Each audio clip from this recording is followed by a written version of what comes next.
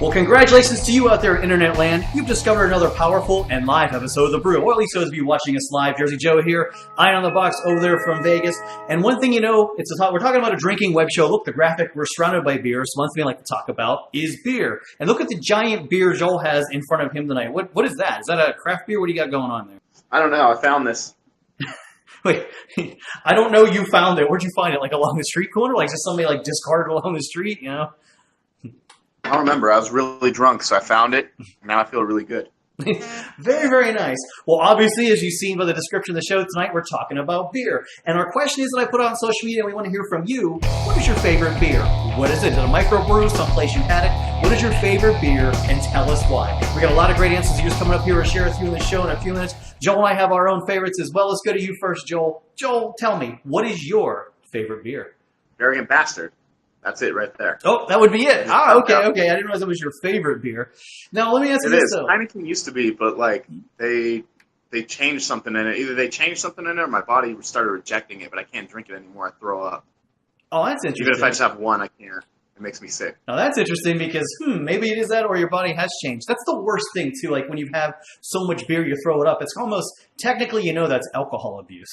Yeah, I don't want to abuse alcohol. I'd rather it abuse me. Well, my favorite kind of beer, I actually have a couple that I'll share with you. My first one, I'm really a fan of Bud Light Platinum right now. I like the blue bottle. I like the taste of it. It's cheap. You pay a little bit more than what you do for Bud Light. My other favorite beers I like is either Lion Kugels or Shock Top. And I like the cool different flavors they have now. Because anybody can drink a generic beer anytime. But for me, like the fun fruit flavors, like the lemon Lion Kugels, like at a baseball game. And that's my favorite place to have a beer, by the way, is a baseball game or at a bar on draft. But the fruit-flavored beers, they do it for me. They don't do it for you, though, or do they?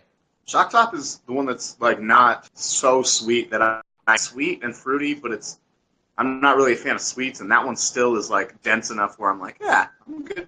This is good beer.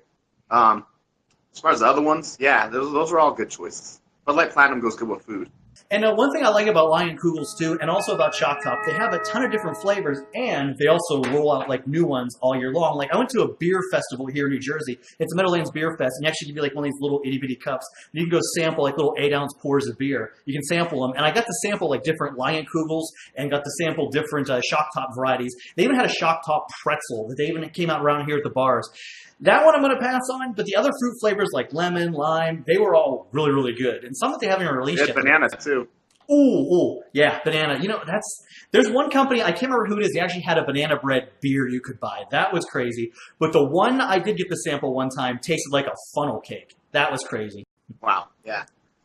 For shizzle. Well, hey, we've got a lot of great answers from you guys coming up, so let's hit up a few of you guys right now live. And those of you watching on the internet, I see you popping in. Tell us, what is your favorite beer? Our first one, Mr. Pizarro, says, Budweiser USA, the king of beers. I know many others with opinions against them, but I have never had a problem with Budweiser. Give me one of those any day, and I won't be disappointed. I like the Bud Light Platinum more than I like the regular Bud or Bud Light. I mean, what do you think? Yeah, that's a shitty Cowtown beer. It's okay. I mean, most people who beat their wives probably enjoy it. Oh, jeez. I mean, for, like, that kind of beer, if I want to go, like, I'm trying to be really, really good and, like, don't want to get drunk or try to be careful, then I will switch to, like, Bud Light or Coors Light or Miller Light. Because they're basically like drinking water anyhow, especially, like, if I'm out and about and I know I have to get up for work the next day. You don't really get plastered on that, but the Bud Light Platinum has a higher alcohol content in it. Yeah, that's a better alternative for people who are like us, who are used to, like, going around the country and sampling different things. We got lots more of your comments to get to. Let's get to another one right now because J City Pick says, I still remember the case of Bud Light that had a born-on date of July 2nd that I had on the 4th of July a few years ago. Best beer ever. Oh, okay, so Pete's saying basically that he had a born-on date July 2nd, he drank it on July 4th, and he's a fan of fresh beer. I have heard that. I'm going to ask you this question. Like, when you get a major brand beer like that and you're closer to the brewery, it has a better taste and a better flavor. I noticed that it was like that with Miller in Milwaukee, and it was like that with Budweiser in St. Louis, but it was not like that in Denver with Coors a couple days ago that me and Joe were at. So I guess that depends on the brand. Yeah, you and I definitely tried that. We had a Coors at Coors Field, and yeah, it tasted just like any other Coors Light that I've had in a bottle everywhere else in the world. Okay. Yep. Next viewer comment right now, because Starman says, Natty Light, the cheap stuff is good enough for me. Although I love how there are so many craft breweries around right now. Ooh, Natty Light, that is definitely, you're going lowbrow there. But Starman is right. I mean, that's the big thing right now. Craft breweries coming out with all the different flavors. I talked about the funnel cake beer a while ago. That's definitely a new thing. Natty Light, someone I grew up with used to call it the shitty high school party beer. Yeah. And it doesn't surprise me that Starman likes that because he can't even afford an Abbey. But I mean, you know what? That's the new thing. Like, government relaxed regulations now. That's why there's like these craft breweries popping up everywhere. Like, there's even several here in Jersey City. You know, Vegas, for example. I like Sin City Brewing Company out there. That's really good. And it's like almost like every town now has its own distinct flavor. Even me being from Western Pennsylvania, I like Yuengling. I like Iron City. You know, it's definitely a Pittsburgh beer. Are you a fan of any Vegas breweries? I like Joseph James IPA. You can go to different breweries. Like you said, Sin City's great. 777, like me and shout out 777. We cannot forget 777. They are so good. 777's amazing, but Joseph James is my favorite like Vegas beer. Joseph James IPA is really strong. They sell them 4-packs instead of 6. It's ridiculous. Awesome. We got more viewer comments right now. And Richard Poole writes in, who I see just joined our conversation live right now. Richard Poole writes in and says, one of the better was Molson Golden, Niagara Falls, Canada. Pretty tasty. I know I've never had a lot of Canadian beer. I've had a La Black Blue before, and they don't really like jump out to me as like something special. I mean, have you had any of the Canadian beers? Labatt Blue is okay. It's like a step up above those shitty Cowtown beers, but it's still a semi-shitty Canadian beer. Those are the beers I always think of too, like I'm at a hockey game and I'm watching them live. Like you see like a lot of, you know, Canadian beers. It just makes you want to. I think they're made to be weaker for some reason. I don't know why.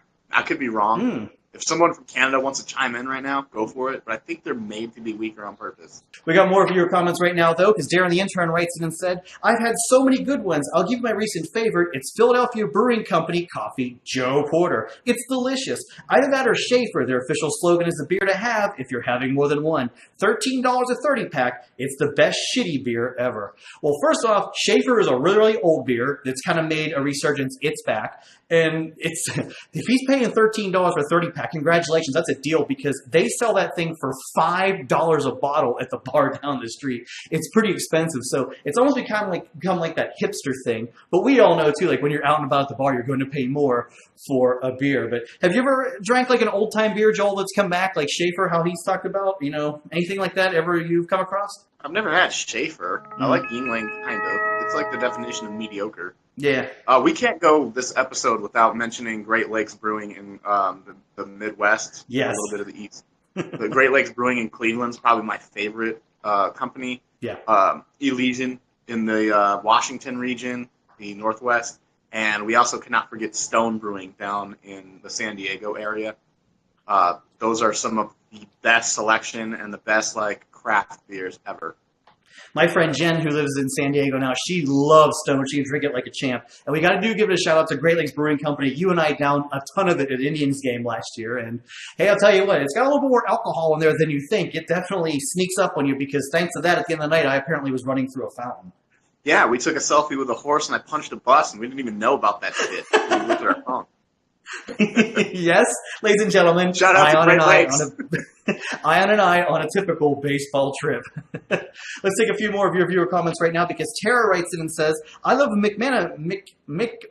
my gosh, can't say McMenamins in Oregon live show. Close seconds are Chicago Brewery in Las Vegas, mainly for atmosphere, but they also have good beer, and Texas Ale Project in downtown Dallas. I see you in there, Joel, because clearly you know about these brewing companies. Chicago Brewing Company is great here. That's another one I forgot to mention. Yes, they are. Right, yeah.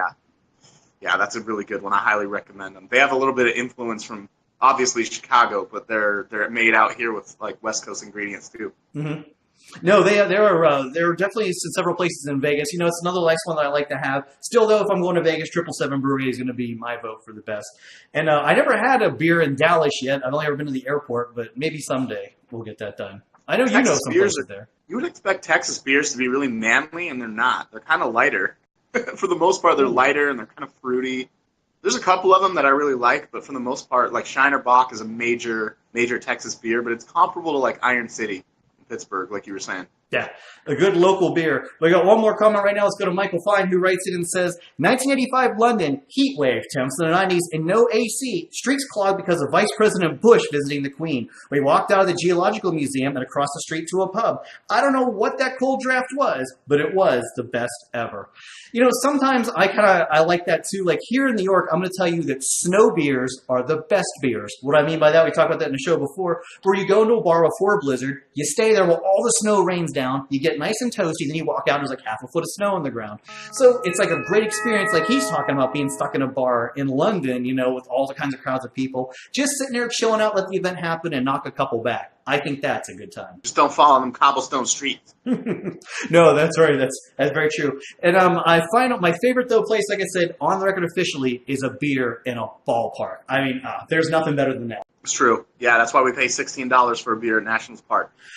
Yeah, I didn't say what the cost value was, because that cost value absolutely sucks.